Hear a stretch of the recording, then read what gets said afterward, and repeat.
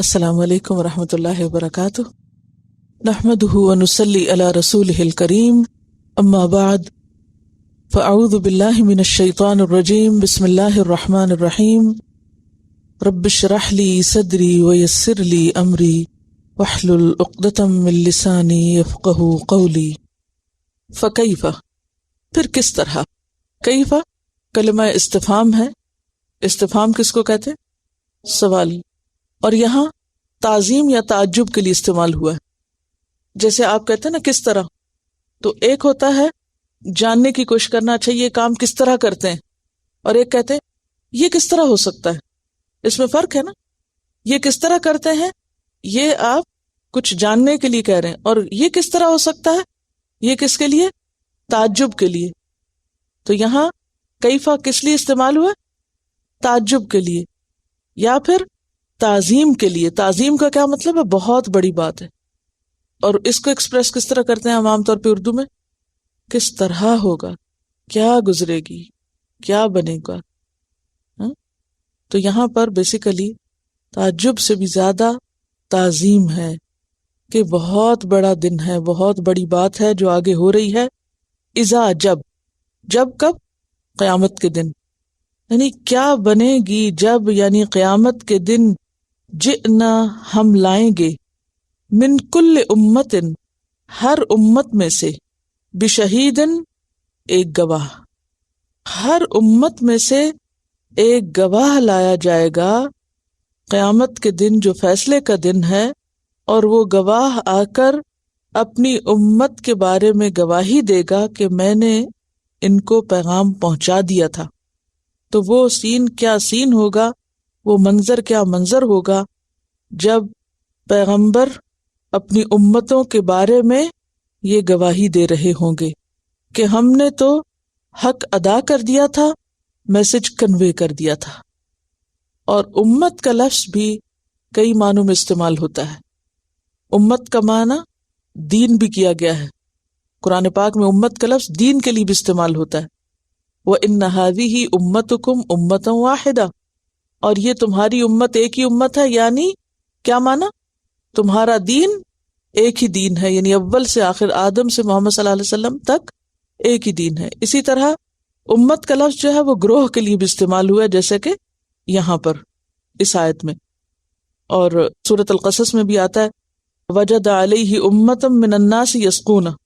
موسیٰ علیہ السلام جب گئے تھے نا مدین، تو انہوں نے لوگوں کا ایک گروہ دیکھا جو کنویں کے پاس کھڑے ہو کر اپنے اپنے جانوروں کو پانی پلا رہے تھے، تو وہاں پر انہوں نے لڑکیوں کی مدد کی۔ تو امت لوگوں کے گروہ کو یا امبوہ کو بھی کہتے ہیں۔ پھر اسی طرح امت کا لفظ امام کے لیے بھی استعمال ہوتا ہے۔ ابراہیم علیہ السلام کے لیے اللہ تعالیٰ فرماتے ہیں ابراہیم امت تھے، یعنی امام تھے، بحیثیت امام اس کا معنی کیا گیا۔ پھر امت کا لفظ جو ہے وہ زمانے کے لیے بھی استعمال ہوتا ہے، زمانہ۔ وقال الذی نجا منہما وادکر بعد امت، یہ سورۃ یوسف میں آتا ہے کہ وہ دو لوگ جو یوسف علیہ السلام سے خواب پوچھنے کے بعد نکل گئے، اور ان میں سے ایک کو ایک عرصے کے بعد وہ بات یاد آئی، کون سی؟ جو یوسف علیہ السلام نے کی تھی کہ میرا ذکر کرنا۔ اب آپ سوچ رہے ہوں گے کہ یہ تو بڑا مشکل ہے، ایک لفظ ہے اور کئی معنی، اور یہ اتنے معنی کیوں ہیں؟ فل آف کنفیوژن ہے پھر یہ لینگویج؟ نہیں، نمبر ایک زبان کی وسعت ہے، نمبر دو عربوں کی ذہانت پر دلیل ہے کہ وہ ایک ہی لفظ کو مختلف جگہ پر اس کے کانٹیکسٹ میں استعمال کرنا جانتے ہیں۔ اب دیکھیں نا، ایک طرح سے مشکل کام ہے نا، اگر ایک ایکسپریشن کے لیے ایک لفظ ہو تو آپ ایک ہی بول کے کام ختم کریں، لیکن اگر آپ کو ایک لفظ مختلف معنوں میں اور مختلف جگہوں پر استعمال کرنا تو کہاں کیسے استعمال کرنا ہے، یہ ایک مشکل کام ہے، لیکن اہل زبان کی ذہانت پر بھی دلیل ہے۔ بہرحال یہاں امت کا لفظ جو ہے وہ کس معنی میں استعمال ہوا ہے؟ گروہ کے معنوں میں، جن کو ہم امتیں کہتے ہیں، یعنی جتنے بھی پیغمبر آئے ہیں وہ کن کی طرف آئے ہیں؟ مختلف گروہوں کی طرف۔ قیامت کے دن کیا ہوگا؟ پیغمبر بھی کھڑے ہوں گے اور ان کی امتیں بھی کھڑی ہوں گی۔ اللہ تعالیٰ ان سے پوچھیں گے کہ کیا تم نے پیغام پہنچا دیا؟ تو وہ کیا کہیں گے؟ ہم نے پیغام پہنچا دیا۔ اچھا، اس کا پھر اثر کیا ہوگا؟ کوئی شخص یہ بہانہ نہیں کر سکے گا کہ مجھ تک تو حق پہنچا ہی نہیں تھا، میں کیا جانوں۔ وجئنا بک، اور ہم لائیں گے آپ کو. آپ کون ہیں؟ محمد صلی اللہ علیہ وسلم.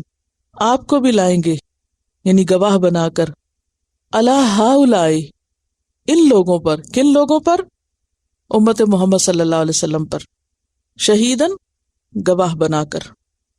اسی لیے آپ دیکھ رہے ہیں کہ آپ صلی اللہ علیہ وسلم نے حجۃ الوداع کے موقع پر سارے مجمع کے سامنے ان سے ایک سوال کیا تھا، اور 3 بار کیا تھا. الا هل بلغت، لوگوں کیا میں نے پیغام پہنچا دیا؟ تو لوگوں نے کیا کہا تھا؟ آپ نے پیغام پہنچا دیا، آپ نے امانت کا حق ادا کر دیا. تو اس موقع پر آپ صلی اللہ علیہ وسلم نے آسمان کی طرف انگلی اٹھا کر کیا کہا تھا؟ اللہم اشہد، اللہ گواہ رہنا. اللہم اشہد، اللہم اشہد. 3 بار، 3 دفعہ سوال کیا، 3 دفعہ لوگوں نے ہاں کہی، اور 3 دفعہ آپ نے آسمان کی طرف شہادت کی انگلی اٹھا کر اللہ کو گواہ بنا لیا کہ کل کوئی یہ نہ کہے کہ میں نے پیغام پہنچانے میں کوئی کمی کی ہے. تو یہاں پر آپ دیکھیے کہ اس منظر کو واضح کیا جا رہا ہے کہ ذرا سوچو تو صحیح کہ اس وقت بنے گی کیا کہ جب ہر امت میں سے ایک گواہ اٹھے گا اور وہ اپنی اپنی امت کے بارے میں گواہی دے گا. اللہ کا مطلب ہوتا ہے ان کے خلاف، اور امت محمد صلی اللہ علیہ وسلم پر کون گواہ ہوں گے؟ خود محمد صلی اللہ علیہ وسلم. اب سوال یہ پیدا ہوتا ہے کہ پیغمبروں کی آمد تو ختم ہو گئی ہے، نبی صلی اللہ علیہ وسلم خاتم النبیین ہے، تو کیا اب باقی رہی ہوئی انسانیت کو کسی گواہی کی کوئی ضرورت نہیں؟ تو وہ گواہی کون دے گا، اور وہ کون ہوں گے گواہ؟ امت محمد صلی اللہ علیہ وسلم. وَكَذَلِكَ جَعَلْنَاكُمْ أُمَّةً وَسَطًا لِتَكُونُوا شُهَدَاءَ عَلَى النَّاسِ. جو کام پیغمبر کیا کرتے تھے، اب پیغمبروں کے بعد وہ کام کس کو کرنا ہے؟ امت محمد صلی اللہ علیہ وسلم کو کرنا ہے. اور اسی لیے کہا کہ ان العلماء ورثۃ الانبیاء، کہ علماء کون ہیں؟ انبیاء کے وارث ہیں. نبی صلی اللہ علیہ وسلم کے بعد آپ کی امت کے علماء کا کام کیا ہے کہ وہ اس پیغام کو لوگوں تک پہنچائیں. اور اگر علماء نہ پہنچا رہے ہوں تو ذمہ داری ساقط نہیں ہوتی. عوام الناس کا بھی فرض ہے کہ وہ اپنے علماء کو اس بات کے لیے مجبور کریں، تیار کریں، اور سارے مل کر سوچیں کہ یہ امانت جو آج ہمارے ہاتھ میں ہے، ہمارے پاس ہے، حق کو پہنچانے کی، اسے ہمیں آگے پہنچانا ہے. اور قیامت کے دن اس کے بارے میں پوچھ ہوگی کہ یہ پہنچایا یا نہیں پہنچایا. کیوں؟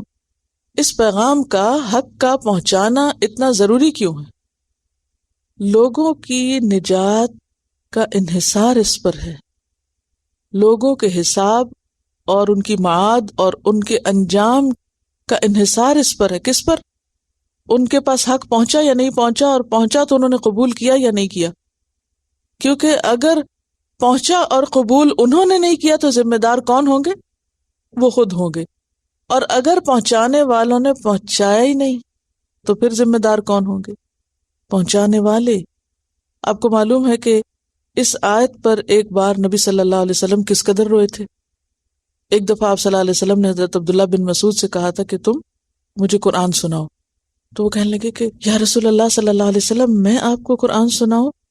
حالانکہ قرآن آپ پر اترتا ہے، آپ کو تو جبریل سناتے ہیں، یعنی آپ کو تو سنانے والے جبریل ہیں، اور میں، انہوں نے یہ لفظ نہیں بولے لیکن مراد ان کی یہی تھی کہ آپ پر قرآن نازل ہوتا ہے، میں آپ کو قرآن سناؤں؟ تو آپ نے فرمایا ہاں، مجھے اپنے سوا دوسرے سے سننا اچھا لگتا ہے. یعنی قرآن کا سننا اللہ تعالیٰ کو بھی بہت پسند ہے.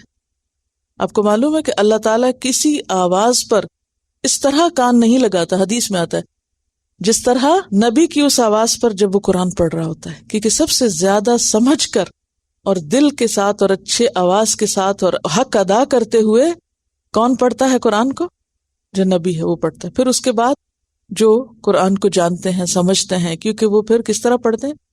سمجھ کے پڑھتے ہیں، حق ادا کر کے. یتلونہ حق تلاوتی. تو قرآن کا سننا اللہ تعالیٰ کو بے حد پسند ہے. سب سے زیادہ جس آواز پہ اللہ تعالیٰ کان لگاتے ہیں وہ نبی کی آواز ہے جب وہ قرآن پڑھتا ہے. پھر اسی طرح قرآن کا سننا نبی صلی اللہ علیہ وسلم کو انتہائی پسند تھا کہ کوئی اور آپ کو پڑھ کر سنائے، حالانکہ آپ خود ہمیشہ نمازوں میں اور نمازوں کے علاوہ پڑھ کے سناتے تھے۔ اور پھر اسی طرح قرآن کے سننے کے بارے میں کتنا بار بار قرآن پاک کے اندر آتا ہے، جہنم میں جانے والے کیا کہیں گے، لو کننا نسمع، کاش ہم سن لیتے، او ناقل، یا کچھ سمجھ لیتے، ما کننا فی اصحاب السعیر، ہم بھڑکتی ہوئی آگ والوں میں شامل نہ ہوتے۔ اگر ہم سن لیتے تو ہم یہاں نہ پہنچتے، کیونکہ یہ ہو نہیں سکتا کہ کوئی شخص قرآن سنے اور پھر سمجھ کر سنے اور پھر اس کا دل نہ بدلے۔ اگر واقعی وہ اس پر توجہ کرنے والا تو یہ دلوں کو پگھلانے والی چیز ہے۔ یہ وہ کلام ہے جو پہاڑ پر اترے تو پہاڑ کو ٹکڑے ٹکڑے کر دے۔ تو یہ قرآن کا سننا جو ہے یہ ایک بہت ہی اہم چیز ہے۔ اسی لیے یہ جو آپ کو لسننگ کروائی جاتی ہے بار بار آیات کی پڑھانے کے ساتھ، یہ اسی پروگرام کا حصہ ہے، کیونکہ جب تک آپ سنتے نہیں اس وقت تک پوری طرح سمجھتے نہیں۔ قرآن صرف پڑھ کے نہیں آتا، یاد رکھیے، قرآن سن کے سمجھ میں آتا ہے۔ تو اللہ تعالیٰ سننا پسند کرتے ہیں، پیغمبر پسند کرتے ہیں، اہل ایمان سننا پسند کرتے ہیں، جنات سننا پسند کرتے ہیں۔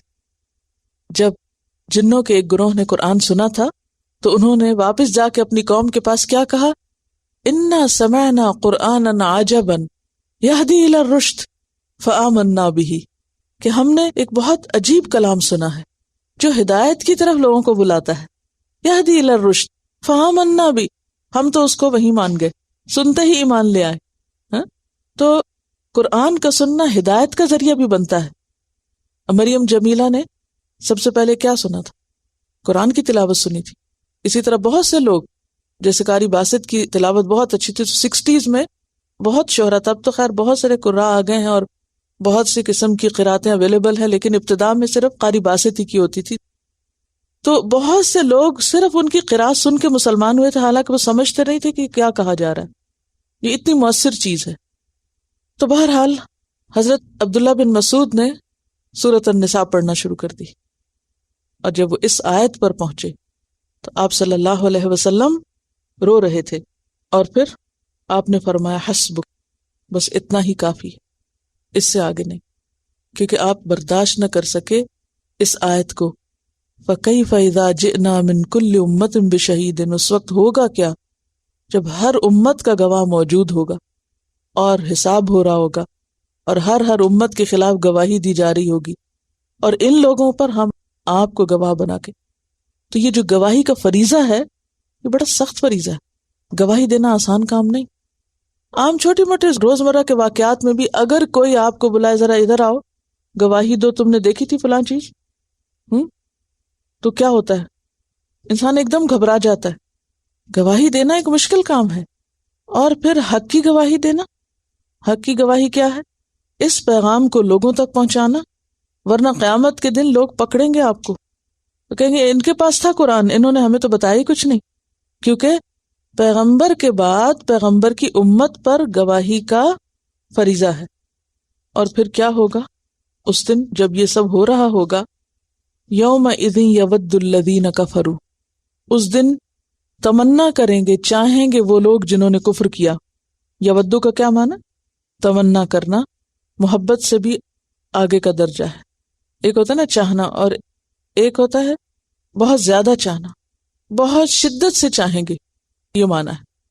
کون چاہیں گے؟ الذین کفروا، جنہوں نے انکار کیا ہوگا۔ کس بات کا؟ پیغمبر کی بات کا، یعنی پیغمبر نے تو گواہی دے دی، پیغمبر نے تو حق پہنچا دیا، انہوں نے حق قبول نہیں کیا۔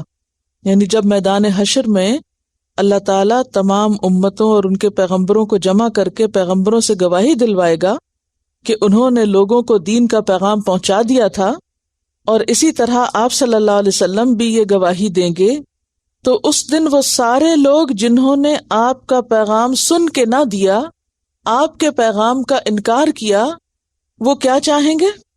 وَعَصَوُا الرَّسُولَ، اور انہوں نے نافرمانی کی رسول کی، کیا چاہیں گے وہ؟ لَوْ تُسَوَّى، کاش برابر کر دی جائے، بہم ساتھ ان کے، الارض زمین، زمین پھٹے، یہ اس میں جائیں اور پھر سما جائیں، اور اوپر سے زمین پھر ہموار کر دی جائے تاکہ کسی کو یہ نظر نہ آئے۔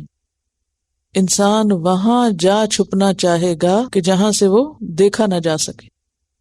کاش زمین ان پر برابر کر دی جائے، جیسے کہ سورۃ النبا کی آیت 40 میں آتا ہے نا، یوم ینظر المرء ما قدمت یداہ ویقول الکافر یا لیتنی کنت ترابا. جس دن انسان دیکھ لے گا کیا جو اس کے دونوں ہاتھوں نے کمائی کی ہوگی، اپنے سامنے قیامت کے دن پائے گا. اس وقت کافر کیا چاہے گا؟ یا لیتنی، اے کاش کہ میں کنت ترابا، میں مٹی ہو جاتا. کیونکہ انسان آیا مٹی سے نا، واپس مٹی میں جانا ہے، تو وہ چاہے گا کہ کاش میں مٹی میں مل جاتا. یہ کون چاہے گا؟ جس نے کفر کیا ہوگا اور جس نے رسول کی نافرمانی کی ہوگی. کفر کے بعد یہ جو آسبو کا لفظ ہے نا، یہ بڑا اہم ہے، اس کو انسرکل کر لیں. یہ کس کی تمنا ہوگی، کس کی خواہش ہوگی کہ زمین میں سما جاؤں؟ جنہوں نے پیغمبر کی نافرمانی کی ہوگی. اب آپ دیکھیے کہ بہت سے لوگ ایسے ہیں جو کہتے ہیں ہاں قرآن کی بات تو ہم مان لیں گے، لیکن حدیث نہیں مانتے. کسی کو حدیث سے کوئی حکم سنایا جائے تو لوگ کیا کہتے ہیں، یہ کوئی قرآن میں لکھا ہوا، حدیث کی تو بات ہی نہ کرو کہ پرانی ہو چکی. اب آپ یہاں بتائیے کہ رسول کی نافرمانی کا پھر مطلب کیا ہے؟ یعنی جو حکم رسول دیں وہ بھی اسی طرح اہم ہے. لو تسوی بہم الارض ولا یکتمون اللہ حدیثا، اور وہ اللہ سے کوئی بات چھپا نہ سکیں گے. حدیثاً جو ہے یہ نکرہ ہے. نکرہ جب آتا ہے کوئی اسم تو کیا معنی دیتا ہے؟ کوئی بھی، کسی قسم کی بھی، چھوٹی نہ بڑی. ٹھیک ہے. اور وہ اللہ سے کوئی بات چھپا نہ سکیں گے. کب؟ جب اللہ تعالیٰ ان سے پوچھے گا، سوال جواب کرے گا. وہاں وہ اپنے کفر کا، اپنے شرک کا، نافرمانی کا سب اقرار کریں گے. اور یہ بھی آپ کو معلوم ہے قرآن پاک میں یہ چیز آتی ہے کہ اگر وہ زبان سے کچھ انکار کرنے بھی لگیں گے تو پھر کیا ہوگا؟ الیوم نختم علی افواہہم وتکلمنا ایدیہم وتشہد ارجلہم، کہ آج ہم ان کے منہ سیل کر دیں گے، ان کے ہاتھ بولنا شروع کر دیں گے ہم سے، اور ان کے پاؤں بولیں گے بما کانوا یکسبون، جو بھی وہ کمائی کرتے رہے. سورۃ یاسین آیت 65. تو اس سے بہت اہم سبق نکلتا ہے کہ پیغمبر جو کچھ لائے ہیں اس کو قبول کرنا، اس کو ماننا، اس پر عمل کرنا ضروری ہے، خواہ کوئی بات قرآن میں ہے یا نہیں ہے. کیونکہ بعض باتیں صرف حدیث میں ہیں، قرآن میں نہیں. مثلاً قرآن میں ہے 2 بہنوں کو ایک نکاح میں جمع نہ کرو. خالہ اور بھانجی کا لفظ تو قرآن میں نہیں لکھا ہوا. پھپھی بھتیجی کو جمع کرنے کے بارے میں قرآن میں نہیں لکھا ہوا. یہ کہاں سے پتہ چلتا ہے؟ حدیث سے پتہ چلتا ہے. قرآن میں لکھا ہوا نماز پڑھو، طریقہ کہاں ہے؟ پیغمبر بتائیں گے. زکوٰۃ دو، طریقہ کیسے پتہ چلے، کتنی دو اور کب دو؟ قرآن میں نہیں لکھا ہوا، حدیث بتاتی ہے. تو حدیث اصل میں کوئی قصہ کہانی نہیں ہے، وہ قرآن کی تفصیل ہے، قرآن کی تبیین ہے. کیونکہ اللہ تعالیٰ نے قرآن کس لیے نازل کیا تھا؟ کہ محمد صلی اللہ علیہ وسلم اس کو بیان کریں. انزلنا الیک الذکر لتبین للناس ما نزل الیہم. اور یہ جو یوم اذن ہے، اس سے مراد کیا ہے؟ قیامت کا دن. کچھ معلوم ہے آپ کو قیامت کا دن کتنا طویل ہوگا؟ 50,000 سال کے برابر. اور پھر آپ دیکھیں کہ یہاں پر آیا ہے کہ وہ اپنی کوئی بات چھپا نہ سکیں گے. کہیں آیا ہے کہ وہ قسمیں کھائیں گے، ہم نے تو شرک نہیں کیا. کہیں آتا ہے ان کے منہ پہ مہر لگا دی جائے گی. تو ایسا کیوں ہوگا؟ یعنی روز قیامت کیا ہوگا؟ اگر آپ کو تھوڑا سا یاد ہو تو اس میں آپ نے دیکھا ہوگا کہ انسانوں کی مختلف حالتیں ہوں گی. کہیں پر آتا ہے وہ منہ کے بل اٹھیں گے، کہیں آتا ہے اندھے اٹھیں گے، کہیں آتا ہے ان کی آنکھیں نیلی ہوں گی. تو یہ کنٹرڈکشن نہیں ہے؟ ایک تو اعمال کے مطابق، نمبر 2 حالات کے مطابق. کیونکہ 50,000 سال کا دن ہے. تو ہماری زندگی دنیا میں کتنی ہوتی؟ 50 سال مثلاً اگر کسی کی زندگی ہے تو ان 50 سالوں میں بھی اس کی باتیں اور سوچیں کتنی بدل جاتی ہیں یا نہیں؟ بدلتی ہیں نا. جو باتیں آج سے 10 سال پہلے آپ کرتے تھے شاید وہ آج کل نہ کرتے ہوں. جو 20 سال پہلے کرتے تھے وہ آج نہیں کرتے ہوں گے. کیوں؟ تبدیلی کیوں آئی؟ وقت کے ساتھ ساتھ آتی ہے نا تبدیلی. تو اسی طرح قیامت کا دن اتنا طویل دن ہوگا کہ لوگوں کے بیان بھی بدلنے لگیں گے. سویر کے وقت کچھ اور بات کریں گے، انتظار کر کر کے تھکیں گے تو کچھ اور باتیں شروع کر دیں گے، پھر اور تھکیں گے تو کچھ اور بولنا شروع کر دیں گے. تو ان کی باتوں میں بھی کنٹرڈکشن ہوگی، اور اس کی وجہ اس دن کا طویل ہونا ہے. یعنی یہ جو بات ہے نا 50,000 سال کا، یہ کوئی مذاق کی بات نہیں ہے اور یا کوئی فکشن نہیں ہے، بلکہ یہ ایک حقیقت ہے. لیکن دنیا میں ہمیں 50 گھنٹے بھی اگر کہیں انتظار کرنا پڑے، تھوڑا سا آپ دیکھیں صبح سے کتنی دیر ہوئی زیادہ آپ کو بیٹھے، آدھا دن گزرتا تو ہم تھکنا شروع کر دیتے ہیں. اس دن کی طوالت کو آپ دیکھیے، ہر سہولت کے ساتھ بیٹھے ہوئے ہیں، آرام سے بیٹھے ہوئے ہیں، وہاں تو سورج بھی سامنے ہوگا، کوئی سایہ بھی نہیں ہوگا. تو وہاں پر لوگ کبھی ایک بات کریں گے، کبھی کوئی بات کریں گے، لیکن جو بھی کریں گے وہ اللہ سے چھپی ہوئی نہ ہوگی. یا ایھا الذین آمنو، اے لوگو جو ایمان لائے ہو. جب یا ایھا الذین آمنو کہہ کے پکارا جاتا ہے تو کیا مطلب ہوتا ہے اس کا؟ کوئی ایسا حکم آ رہا ہے جس کو ماننا بے حد ضروری ہے. اس حکم کا ماننا ایمان کا حصہ ہے، ایمان کا تقاضا ہے. اس حکم کی مخالفت ایمان کے منافی ہے. تو یا ایھا الذین آمنو، اے لوگو جو ایمان لا چکے ہو، لا تقربوا الصلاۃ، نہ تم قریب جاؤ نماز کے، وانتم سکارا، اس حال میں کہ تم نشے میں. نشے کی حالت میں نماز کے قریب نہ جاؤ، یعنی نماز نہیں پڑھو. سکارا جو ہے یہ سکران کی جمع ہے. سکران کا لفظ جو ہے یہ سین کاف رے سے ہے، سکر. سکر کا مطلب ہوتا ہے راستہ بند ہونا. سکرات الموت کس کو کہتے ہیں؟ موت کی بے ہوشی، موت کی سختی. اس وقت بھی کیا بند ہو رہا ہوتا ہے؟ ہوش و حواس، اور انسان کی زندگی ختم ہو رہی ہوتی ہے اور ایک بے ہوشی کی سی کیفیت ہوتی ہے. وَأَنْتُمْ سُکارا، اور جب تم نشے کی حالت میں ہو. اور سکران اس نشے کو کہتے ہیں جس میں ایک طرب بھی ہو اور ایک مستی ہو. مراد اس سے کیا ہے کہ شراب پینے کے بعد یا کوئی بھی نشہ لینے کے بعد جب ایک مستی کی سی کیفیت ہو تو اس کیفیت میں نماز کے قریب نہ جاؤ. حتی تعلموا، یہاں تک کہ تم جان لو. حتی کا کیا معنی؟ یہاں تک کہ تم جان لو. ما تقولون، جو تم کہتے ہو. کہاں کہتے ہو؟ نماز میں. تو اس سے کیا پتہ چلتا ہے کہ نماز کس حالت میں پڑھنی چاہیے؟ جب انسان ہوش و حواس میں ہو اور جو کہہ رہا ہے اس کو سمجھے. نماز دراصل بندے کا اللہ کے ساتھ ایک تعلق ہے، ایک گفتگو ہے، ایک کمیونیکیشن کا ذریعہ ہے، ایک بات چیت ہے. نمازی دراصل اللہ سے باتیں کر رہا ہوتا ہے، اللہ سے سرگوشیاں کر رہا ہوتا ہے، جیسے حدیث میں آتا ہے یناجی ربہ. تو جب آپ کسی سے بات کر رہے ہوں تو کس حال میں کرتے ہیں؟ کبھی آپ نے نیند میں کسی سے باتیں کی؟ آپ تھوڑے تھوڑے سو رہے ہوں اور کوئی آپ سے کچھ پوچھے تو آپ کیا جواب دیتے ہیں؟ کچھ سے کچھ جواب دے جاتے ہیں. پھر آپ کہتے ہیں کیا کہا تھا میں نے، خود بھی نہیں پتا ہوتا کیا کہا تھا. اور اگر کوئی کہے تم نے یہ کہا تھا تو آپ کہتے ہیں اچھا میں نے یہ کہا تھا. تو ایسی کیفیت میں جب آپ کو یہ نہ پتا ہو کہ آپ کیا رہے ہیں، چاہے وہ نشے کی وجہ سے ہو چاہے وہ نیند کی وجہ سے ہو، تو اس وقت نماز نہیں پڑھنی چاہیے. واضح طور پر حدیث میں آتا ہے کہ ایسی حالت میں نماز نہ پڑھی جائے. حدیث ہے اگر تم میں سے کسی کو نماز میں اونگ آنے لگے تو اسے کچھ دیر کے لیے سو جانا چاہیے تاکہ نیند کا اثر چلا جائے، ورنہ نیند کی حالت میں وہ سمجھ نہ سکے گا اور بجائے دعا اور استغفار کے اپنے آپ کو گالی دینے لگ جائے گا. یعنی اپنے آپ کو دعا کی بجائے بد دعا بھی دے سکتا ہے انسان اس حال میں. تو نماز ایک ایسی عبادت ہے جسے پورے ہوش و حواس کی حالت میں ادا کرنا چاہیے. اور پھر حتی تعلموا ما تقولون، تو قول میں دو چیزیں شامل ہیں، جو لفظ بولتے ہو وہ بھی پتا ہو اور جو اس کا معنی ہے وہ بھی پتا ہونا چاہیے. تو اس سے کیا پتہ چلتا ہے؟ آپ سب لوگوں کو نماز کا مکمل ترجمہ آنا چاہیے. آتا ہے یا نہیں آتا تو میرے خیال ہے کسی دن کا سبق چھوڑ کر میں پہلے نماز کا ترجمہ آپ کو سکھاؤں، کیونکہ نماز کا ترجمہ جاننا نماز کا حصہ ہے. یہ اس آیت سے پتہ چل رہا ہے. حتی تعلموا، یہاں تک کہ تمہیں علم ہو جائے، ما تقولون، کہ تم کیا رہے ہو. اور اگر ہمیں پتہ ہی نہیں کہ ہم کیا رہے ہیں تو ہم کیا نماز پڑھ رہے ہیں؟ سوچئے. جب پتہ ہی نہیں قرآن کے اس حکم کی مخالفت ہے.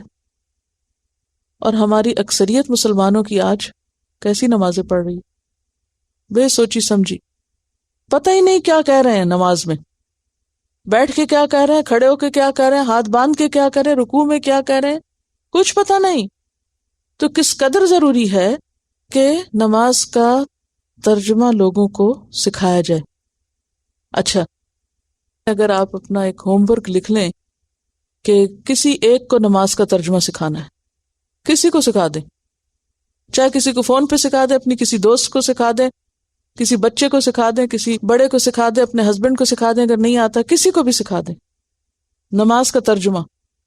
یہ بے حد ضروری ہے، یہ بنیادی کاموں میں سے ہے کہ حتی تعلموا ما تقولون، یہاں تک کہ تمہیں پتا ہو کہ تم کیا کہہ رہے ہو نماز میں. کیونکہ جب پتہ نہیں ہوتا تو پھر نماز میں دل بھی نہیں لگتا، اور پھر نماز میں پتہ ہی نہیں چلتا. پھر وہ نماز کیسی نماز ہوتی ہے؟ جیسے ایک مدہوشی کی، اللہ اکبر کیا اور جب سلام پھیرا تو پھر خیال ہے کہ اچھا نماز پڑھ لی ہے، میرا خیال ہے پڑھ ہی لی ہے. بلینک ہو جاتے، جتنا بلینک ہوتے ہیں نا اتنا اجر کم ہو جاتا ہے.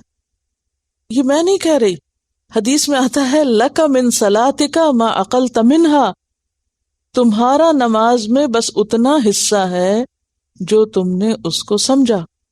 سمجھنا بے حد ضروری ہے. اور آپ دیکھیے کہ جیسے سورۃ الفاتحہ کی تفسیر میں نے آپ کو وہ حدیث سنائی تھی، کون سی؟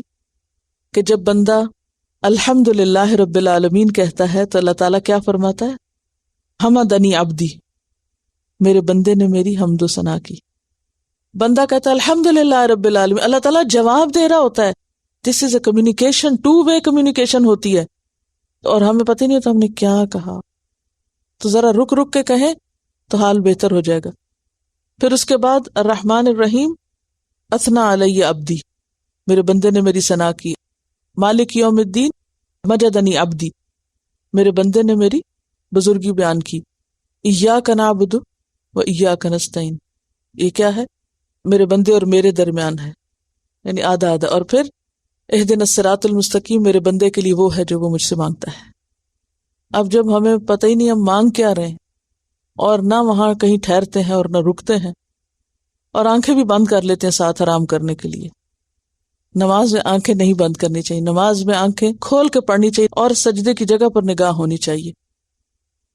اور جب اتحیات پر بیٹھے تو آپ کی جو شہادت کی انگلی ہے اس پر نظر ہونی چاہیے، کیونکہ حدیث میں آتا ہے کہ آپ کی نگاہ انگلی سے آگے نہیں جاتی تھی.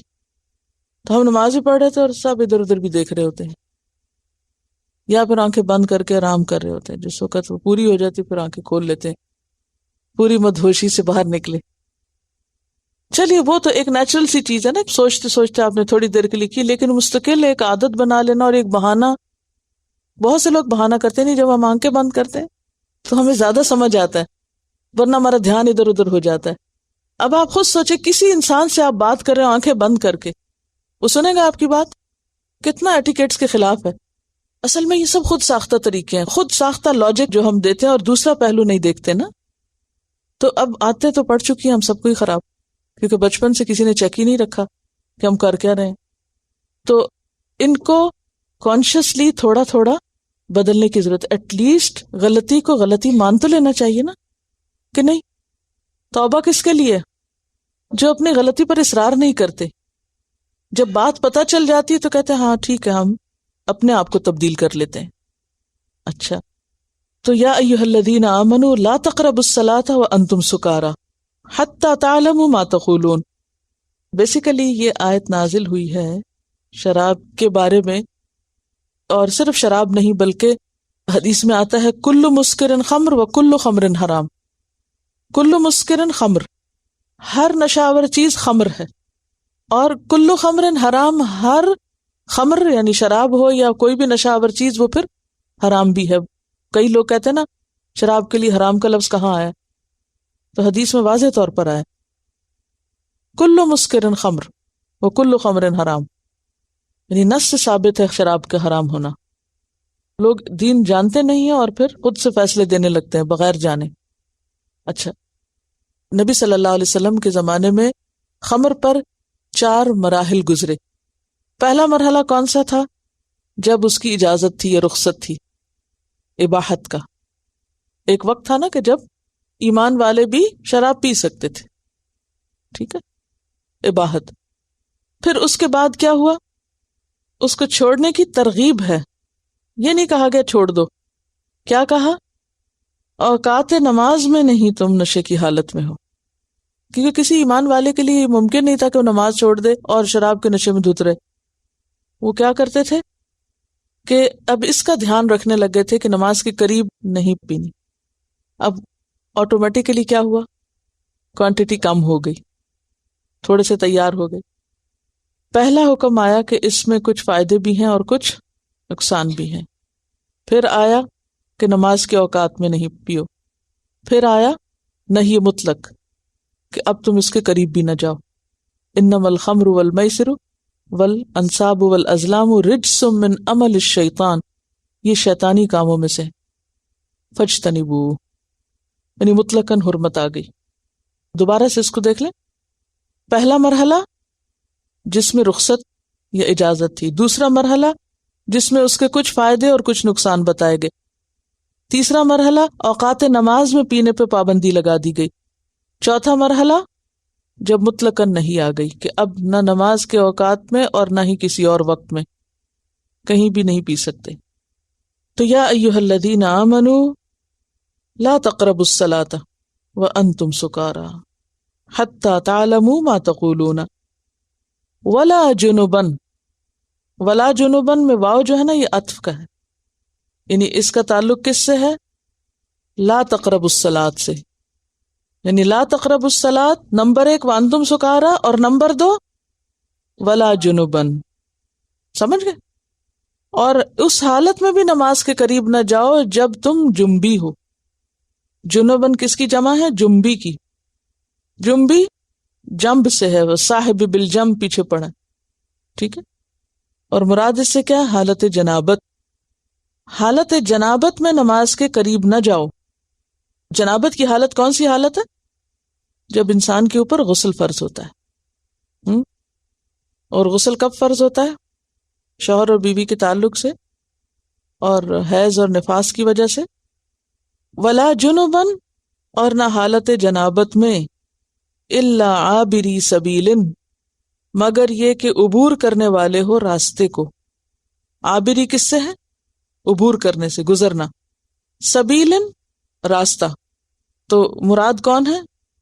وابن السبیل، یعنی مسافر ہو۔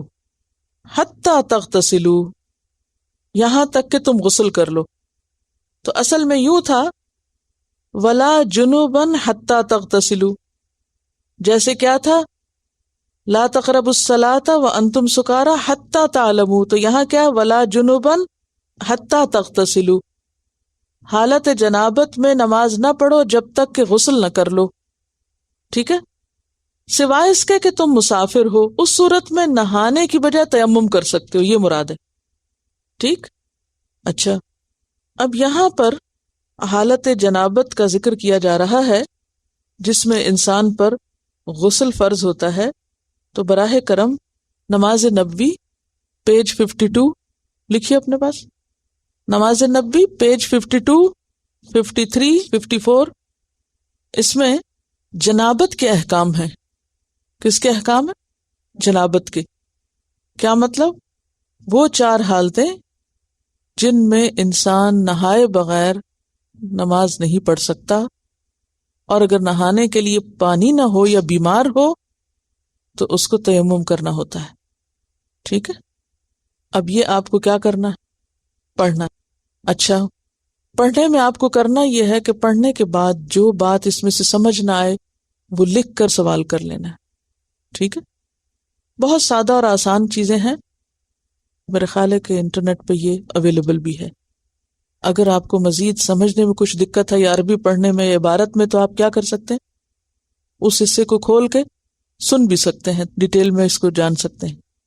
لیکن یہ جاننا بے حد ضروری، کیوں؟ اس لیے کہ اگر جنابت کی حالت کا صحیح علم ہی نہیں اور پھر غسل جنابت کا نہیں پتا کہ کیسے کرتے ہیں، تو آپ کی پڑھی ہوئی نمازیں بھی ضائع ہیں، کیونکہ نماز قبول نہیں ہوتی جب تک انسان پاک نہیں ہوتا۔ تو پاکی اور ناپاکی کے بارے میں ہمارے ذہن کو بالکل صاف ہونا چاہیے، کوئی جھول، کوئی کنفیوژن نہیں رہنی چاہیے۔ دو طرح کے لوگ ہیں، ایک وہ جو انتہا پسند ہیں اس معاملے میں، وہ صرف اس پر نہیں رہتے کہ جو چیزیں انسان کو پاک کر دینے والی ہو، وہ اس سے کہیں آگے نکل جاتے ہیں اور چھوٹی چھوٹی چیزوں کے وہم میں مبتلا ہو کے اپنے آپ کو ناپاک کنسیڈر کرتے رہتے ہیں اور پھر نمازیں چھوڑے رکھتے ہیں۔ دوسرے وہ لوگ ہیں جو پرواہ نہیں کرتے کہ وہ پاک ہیں یا نہیں ہیں، کون کون سی چیز ان کی پاکی کے راستے میں رکاوٹ ہے۔ جیسے بعض اوقات لوگ نیل پالش لگا کے بھی نہاتے رہتے ہیں اور پورے جسم کو نہیں دھوتے، یا بالوں پر کوئی ایسی چیز چپکی بھی ہوتی ہے کہ جس میں پانی نہیں پہنچتا۔ یعنی پیریڈز میں ضروری ہے کہ بال پورے کھول کے مینڈیاں وغیرہ اور ایک ایک بال کو دھویا جائے اور جڑوں تک بھی پانی پہنچایا جائے، جبکہ عام غسل جنابت میں کیا حکم ہے کہ اگر بال نہ بھی دھوئیں تو صرف سکن کا گیلا ہو جانا جو ہے وہ کافی ہے۔ تو ان باتوں کا صحیح طور پر علم ہونا بہت ضروری ہے، کیونکہ یہ ایمان کا حصہ ہے۔ آپ کو معلوم ہے کہ طہارت کس کا حصہ ہے؟ ایمان کا۔ ایک کیسٹس کا پیک بھی ہے، طہارت ایمان کا حصہ ہے، تو وہ آپ سن بھی سکتے ہیں۔ اور بہت سی باتیں ایسی ہوتی ہیں نا کہ جو انسان 1 to 1 بچوں کو نہیں سمجھا سکتا یا کسی اور کو بتانے میں شرم آتی ہے، تو اس میں پھر انسان سن کے سمجھ سکتا ہے یا پڑھ کے سمجھ سکتا ہے۔ تو اس کتاب میں سے آپ اس حصے کو، جس میں نمبر 1 جنابت کی حالتیں ہیں اور نمبر 2 غسل جنابت کا طریقہ، یہ بھی آپ کو پڑھنا ہے، ٹھیک ہے؟ تو یہاں پر کیا فرمایا؟ نہ حالت جنابت میں تم نماز کے قریب جاؤ یہاں تک کہ غسل کر لو۔ ہاں ایک صورت ہے غسل نہ کرنے کی، اور وہ کیا ہے کہ تم رستے میں ہو، سفر میں ہو۔ اب جب انسان سفر میں ہوتا ہے تو پھر مشکل کیا ہوتی ہے؟ پانی نہیں ہوتا، تو اس کی آگے وضاحت کر دی گئی۔ وَإِن كُنتُم مَرْضَىٰ، اور اگر تم مرضى ہو یعنی مریض کی جمع بیمار ہو، او علی سفر، یا سفر پر ہو، او جاء احد منکم من الغائط، یا آئے کوئی ایک تم میں سے رفع حاجت سے۔ غائط کا لفظ جو ہے بیسیکلی نشیبی جگہ کے لیے استعمال ہوتا ہے، یعنی ڈپریشن کے لیے۔ زمین میں جو حصہ نیچے کو ہوتا ہے اس کو غائط بولتے ہیں۔ عموماً جو لوگ فضا میں جاتے تھے رفع حاجت کے لیے تو وہ بیٹھنے کے لیے کون سی جگہ تلاش کرتے؟ ذرا نشیبی ہٹ کے، جو لوگوں کی نگاہوں سے دور ہو، کیونکہ گھروں میں تو سب کے ٹوائلٹ نہیں ہوتے تھے پہلے زمانے میں، اب بھی بہت سی جگہوں پر ایسا نہیں ہو۔ تو وہ لوگ جب باہر جاتے تھے تو اس وقت نچلی زمین کی طرف کو یا نیچے کی طرف یا چھپ کے، جیسے بازو کا نا کھڈ ہوتے ہیں، زمین اوپر نیچے ہوتی ہے، تو نمایاں جگہ پر یا اونچی جگہ پر بیٹھنے کی بجائے کیا کرتے؟ نیچے والی زمین پہ بیٹھتے یا نیچے کی طرف جاتے۔ تو اس سے پھر کنایتاً استعمال ہونے لگا رفع حاجت کے لیے غائط کا لفظ، حالانکہ غائط جگہ کے لیے ہے، لیکن اس سے پھر کیا ہے، جیسے آپ کہتے ہیں ٹوائلٹ جانا ہے، تو وہ کنایا ہے نا، آپ اس عمل یا اس فعل کو نہیں زبان پہ لاتے بلکہ جگہ کا نام لے لیتے ہیں کہ مجھے واش روم جانا ہے یا ریسٹ روم جانا ہے یا وٹ ایور۔ تو اسی طرح یہاں غائط کا لفظ بھی اسی کانٹیکس میں استعمال ہوا ہے۔ یا تم میں سے کوئی رفع حاجت کے لیے جائے، او یا لامستم النساء، تم نے چھوا عورتوں کو۔ لامس کا لفظ یا لمس سے ہے، لمس کس کو کہتے ہیں؟ ٹچ کرنے کو۔ تم نے عورتوں کو ہاتھ لگایا، اور ہاتھ لگانے سے مراد یہاں صرف ہاتھ لگانا نہیں ہے بلکہ اس سے مراد جماع ہے، یعنی سیکشل انٹرکورس جو ہے اس کی طرف اشارہ ہے۔ فلم تجدوا ماء، پھر نہ تم پاؤ پانی، پانی ہے ہی نہیں، پھر کیا کرو؟ نماز نہیں چھوڑ سکتے۔ فتیمموا، تیمم کر لو۔ تیمم کا لفظی معنی ہوتا ہے ارادہ کرنا۔ کیسے کرو تیمم؟ سعیدن، مٹی سے، طیبن، پاکیزہ۔ سعید کا لفظ جو ہے صاد عین دال سے ہے، یہ پیچھے بھی گزر چکا ہے۔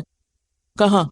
اذ تسعدون، اذ تسعدون ولا تلوون، جب تم اوپر چڑھتے جا رہے تھے۔ تو سعید کہتے ہیں اونچی جگہ کو، غائط کس کو کہتے ہیں؟ نیچے کو، اور سعید کہتے ہیں اونچی جگہ کو، اوپر کو جانے کو۔ زمین کا بالائی حصہ، اپر لیئر۔ یاد رکھیے یہاں لفظ تراب نہیں استعمال ہوا، مٹی نہیں استعمال ہوا، بلکہ کیا ہوا ہے؟ سعید۔ سعید کہتے ہیں اونچی زمین کو، زمین کا اوپر والا حصہ، وجہ الارض سے بولتے ہیں، فیس آف دا ارتھ۔ کیا ہے؟ فیس آف دا ارتھ، یا زمین کا ابھرا ہوا حصہ.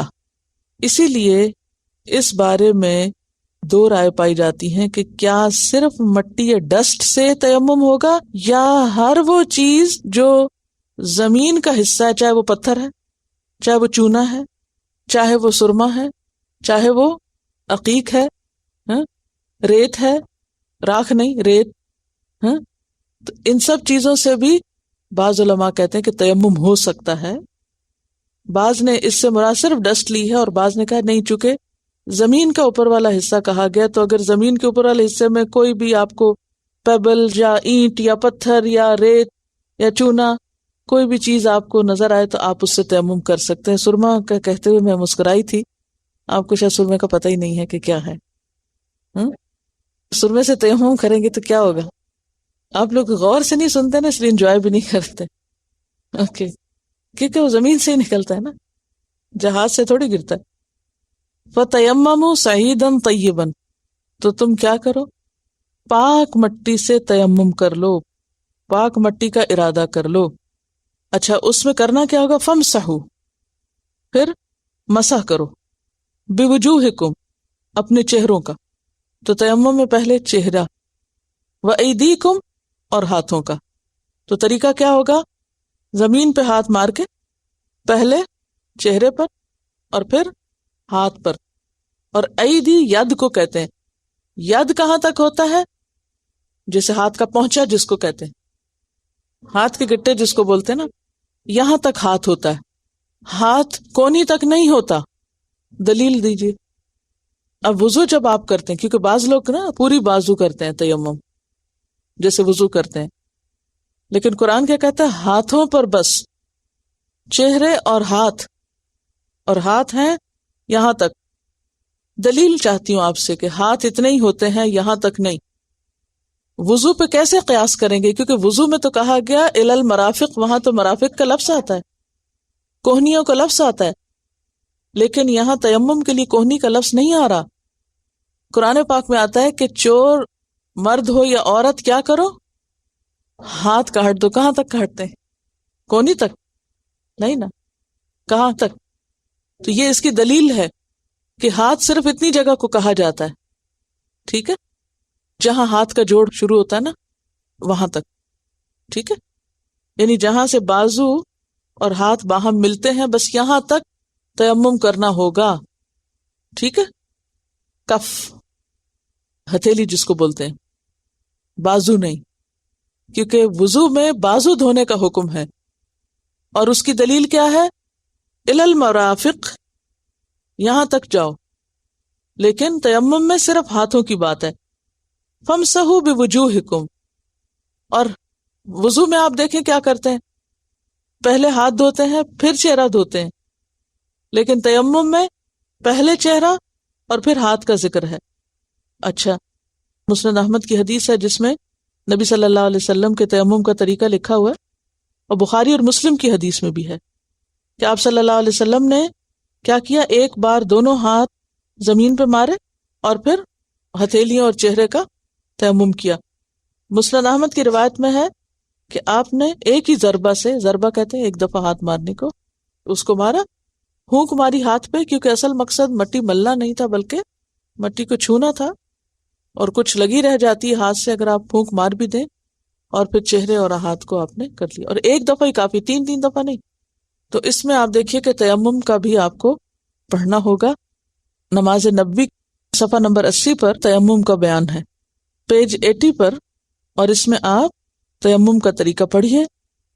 حضرت عمار بیان کرتے ہیں کہ وہ سفر کی حالت میں جنبی ہو گئے، پانی نہ ملنے کی وجہ سے خاک پر لوٹے، یعنی کہ لوٹ کے مٹی ملی اور نماز پڑھ لی. پھر آ کر یہ حال نبی صلی اللہ علیہ وسلم کے سامنے بیان کیا تو آپ نے فرمایا تمہارے لیے صرف یہی کافی تھا. اور پھر نبی صلی اللہ علیہ وسلم نے دونوں ہاتھ زمین پر مارے، ان پر پھونک ماری، ان کے ساتھ اپنے منہ اور دونوں ہاتھوں پر مسح کیا. یہ بخاری کی روایت ہے کتاب التیمم کی. تو یہ آپ تیمم کا طریقہ بھی سیکھ لیں. دونوں ہاتھوں سے چہرے کا مسح کیا، پہلے الٹے ہاتھ سے سیدھے پر اور پھر سیدھے ہاتھ سے الٹے پر. اس میں ساری ڈیٹیل مزید بھی لکھی ہوئی ہے، آپ اس کو پھر پڑھ لیجیے۔ اچھا، اب آپ دیکھیے کہ اس آیت کے اندر بہت سی چیزیں ہیں۔ سب سے پہلی بات تو یہ ہے کہ وَإِن كُنتُم مَرْضَىٰ أَوْ عَلَىٰ سَفَرٍ، تو اس سے پتہ چلتا ہے کہ تیمم کب آپ کر سکتے ہیں۔ نمبر 1 بیمار ہو، نمبر 2 سفر میں ہو، اور نمبر 3 جب پانی نہ ملے، چاہے آپ گھر پہ ہوں اور چاہے آپ سفر پہ ہوں۔ یہاں پانی نہ ملنا سفر کے ساتھ مخصوص کیا گیا ہے، جبکہ حضر میں بھی اگر پانی نہ ہو تو تیمم کیا جا سکتا ہے۔ تو 3 چیزیں ہو گئی نا، کون کون سی؟ بیماری، سفر اور پانی کا نہ ملنا، ٹھیک ہے۔ اب آپ دیکھیے بیماری، کون سی بیماری؟ اب آپ کہیں مجھے فلو ہو رہا ہے تو میں تو آج وضو نہیں کر رہی ہے۔ اس میں آپ دیکھیے 2 چیزیں۔ نمبر 1 ایسی بیماری جس سے جان کی ہلاکت کا خوف ہو، جیسے ایک موقع پر سفر میں ایک شخص کو جنابت لاحق ہوئی، اس کے سر میں زخم تھا، تو لوگوں نے کہا نہیں تمہیں تو نہانا ہی پڑے گا، وہ بیچارہ نہایا اور مر گیا۔ تو آپ صلی اللہ علیہ وسلم نے بہت ناراضگی کا اظہار کیا کہ تم نے اس کو قتل کر دیا۔ تو کوئی ایسی بیماری جس میں پانی سے ہلاکت کا اندیشہ ہو، اس میں تو بالکل حرام ہے کہ کوئی وضو کرے یا نہائے۔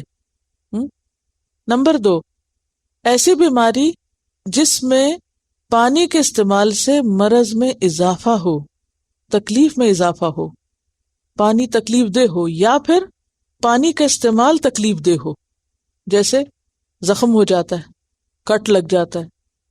کچھ زخم تو ایسے تھے جن کو دھونا اور اچھا ہوتا ہے، لیکن کچھ زخم ایسے ہوتے ہیں کہ جن پہ اگر آپ مثلا کوئی جگہ چھل چکی ہے، سکن اتر چکی ہے، اور اگر آپ دن میں 5 دفعہ اس کو وضو میں دھوئیں تو کیا ہوگا؟ تکلیف بھی ہے اور مرض کے بڑھنے کا اندیشہ، دونوں چیزیں آ گئی نا اس میں، ٹھیک ہے۔ جیسے ہاتھ وغیرہ جل جاتے ہیں، سکن اتر جاتی ہے، تو اس میں پانی کا استعمال بعض اوقات انتہائی اذیت ناک ہوتا ہے۔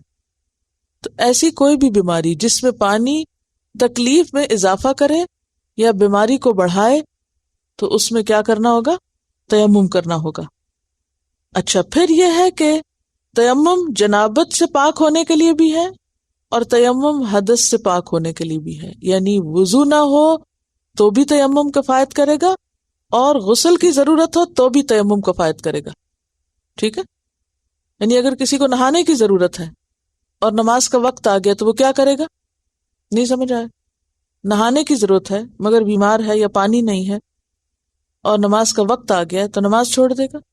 نہیں، تیمم کرے گا، ٹھیک ہے۔ اور اگر وضو نہیں ہے صرف اور وقت آ گیا نماز کا، پانی نہیں ہے یا بیمار ہے شدید، یا اتنا بیمار ہے کہ اگر آپ اس کو دن میں 5 دفعہ پکڑ پکڑ کے، معذور ہے مثلا، بعض کے معذور بھی ہوتے ہیں نا، بیمار نہ بھی ہو لیکن معذور ہوتے ہیں، خود نہیں دھو سکتے اور ان کو دھلانے میں بہت شدید تکلیف اور مشقت ہوتی ہے، تو ایسی صورت میں پھر کیا تیمم ہو سکتا ہے۔ اس صورت میں پھر کیا کریں گے؟ ہاتھ اور منہ کا مسح کر لیں گے۔ اور پھر یہ ہے کہ ان اللہ کان عفوا غفورا، بے شک اللہ تعالی معاف فرمانے والا، بخشش فرمانے والا ہے، ٹھیک ہے۔ اچھا، یہاں پر میں یہ چاہوں گی کہ چونکہ جنابت کا ذکر آیا ہے تو ساتھ وضو نہ ہو تو اس کا ذکر بھی آیا ہے، اور اس میں صرف ایک موقع کا ذکر کیا گیا کہ کوئی رفع حاجت سے آئے، تو کیا صرف رفع حاجت کے بعد وضو کی ضرورت ہوتی ہے؟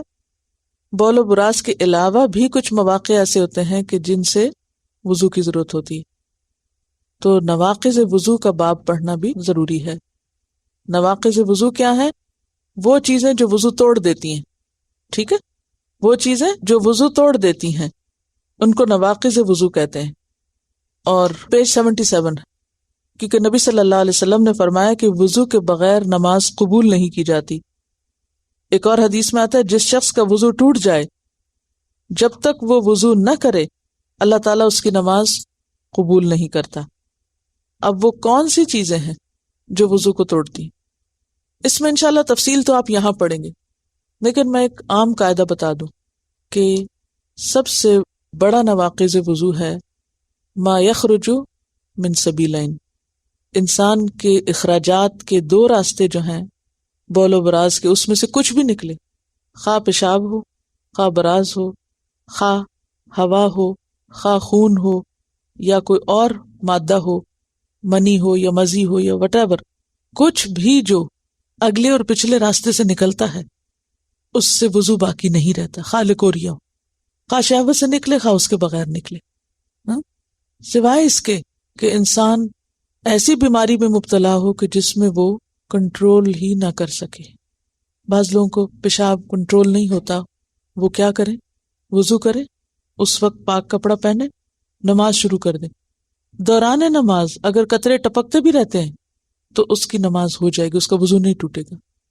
اسی طرح بعض لوگوں کے انٹسٹائن میں کوئی پرابلم ہو جاتا ہے تو وہ کنٹرول نہیں کر سکتے اپنے آپ پر، تو کچھ نہ کچھ ایسا مادہ نکلتا رہتا ہے یا ہوا یا کچھ بھی وٹ ایور، تو اس سے کیا ہے کہ ایک دفعہ وضو کر کے وہ نماز شروع کر لیں اور ایک پوری نماز ایک وضو سے وہ پڑھ سکتے ہیں.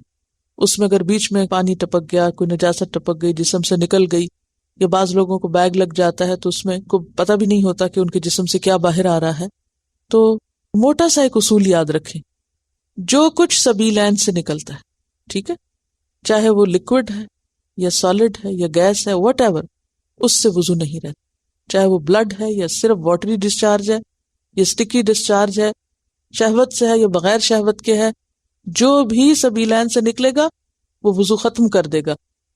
یہ ایک موٹا سا اصول ہے، اگر آپ اس کو یاد رکھیں گے تو سارے سوالوں کے جواب آپ کو مل جائیں گے. اب ایک اور سوال یہ پیدا ہوتا ہے کہ کیا اس کے علاوہ اگر جسم کے کسی اور حصے سے کچھ نکل رہا ہے تو اس سے بھی وضو ٹوٹ جائے گا؟ نہیں. مثلا آپ کی رال ٹپک رہی تو کیا وضو گیا؟ نہیں.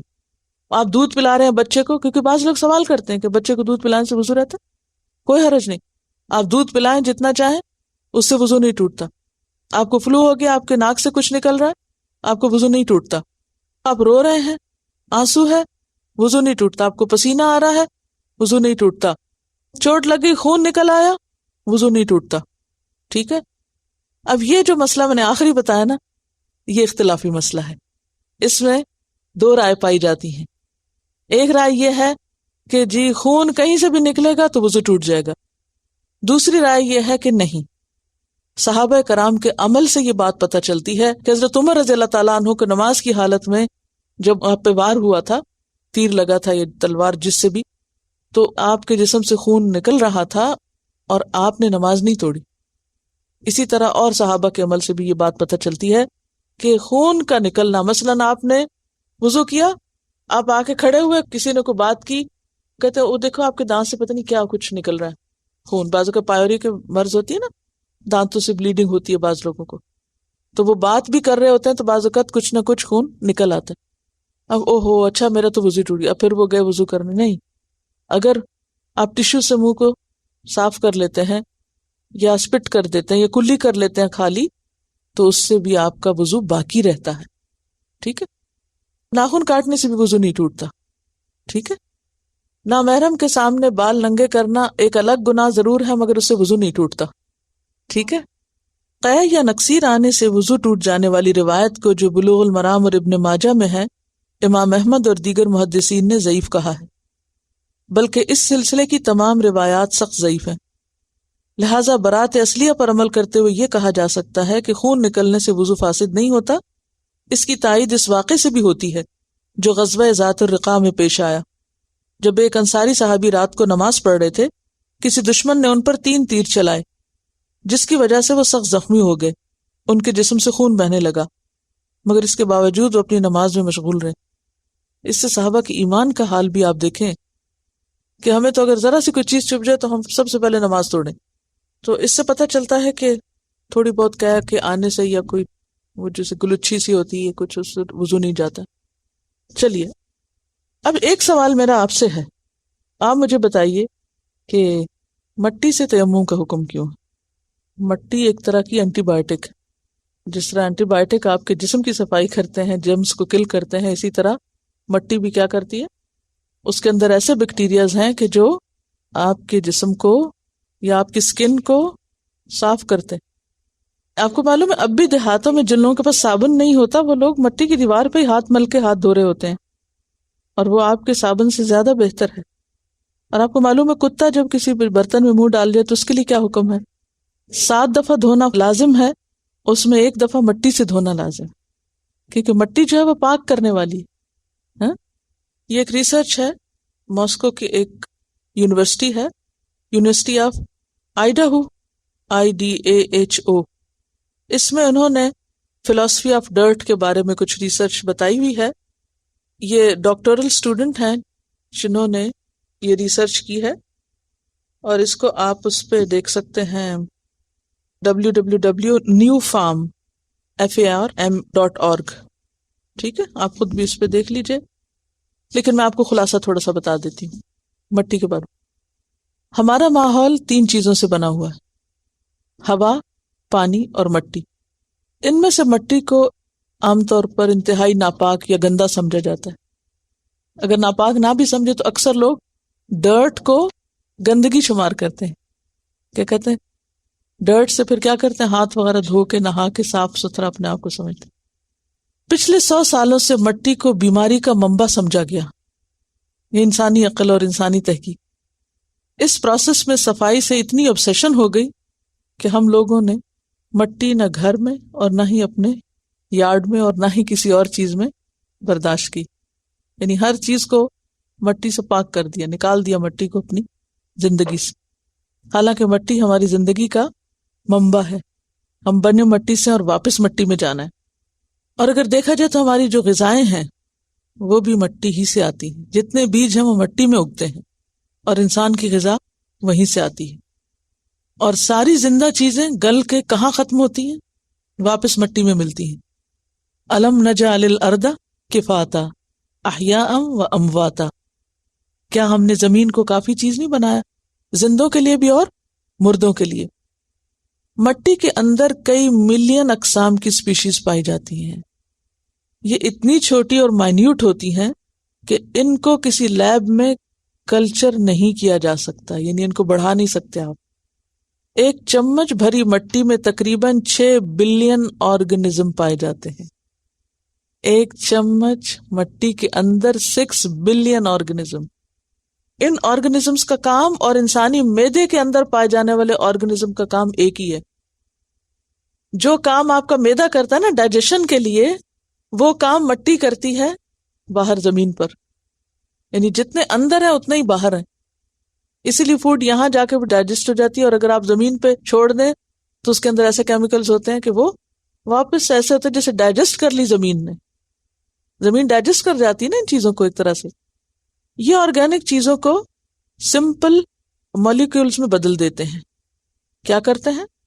سمپل مالیکیولز میں بدل دیتے ہیں جو دراصل پلانٹ نیوٹرینٹس مہیا کرتے ہیں، اور انہی پر زندگی کا انحصار ہے. ایک ڈاکٹر کا کہنا ہے کہ وہ اپنے سرجیکل انسٹرومنٹس کو مٹی میں اسٹرلائز کر سکتے ہیں.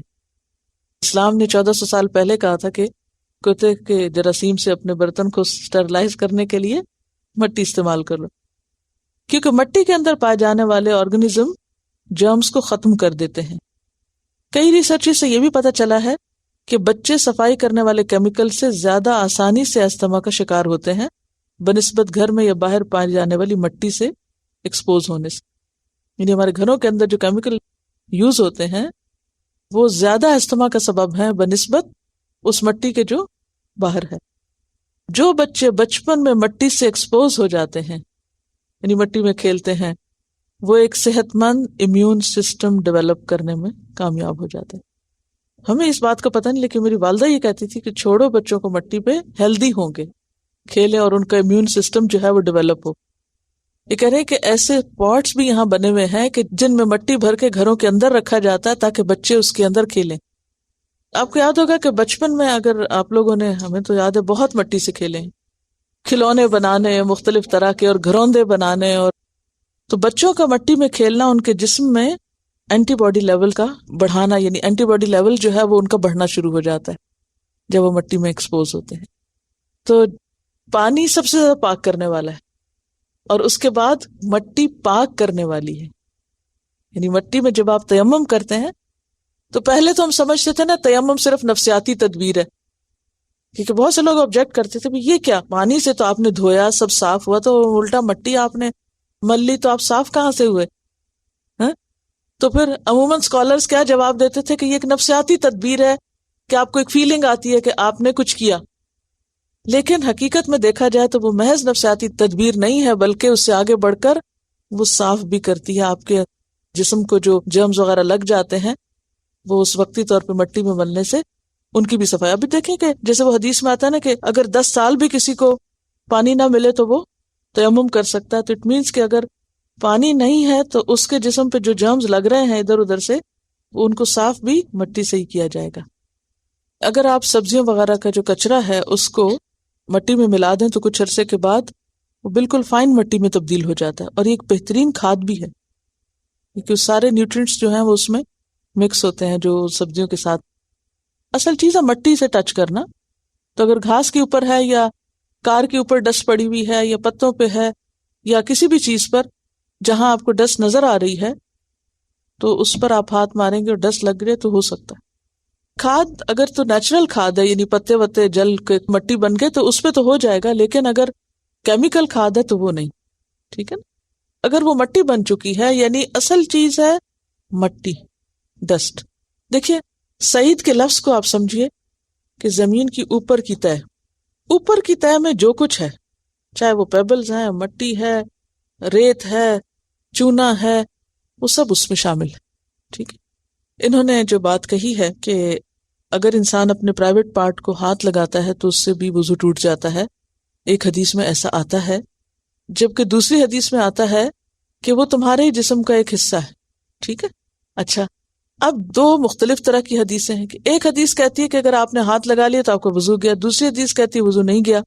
تو فرق کیا ہے؟ فرق یہ ہے کہ اگر شہوت سے ہاتھ لگے تو وضو نہیں رہے گا اور بغیر شہوت کے لگے تو اس سے وضو نہیں ٹوٹے گا.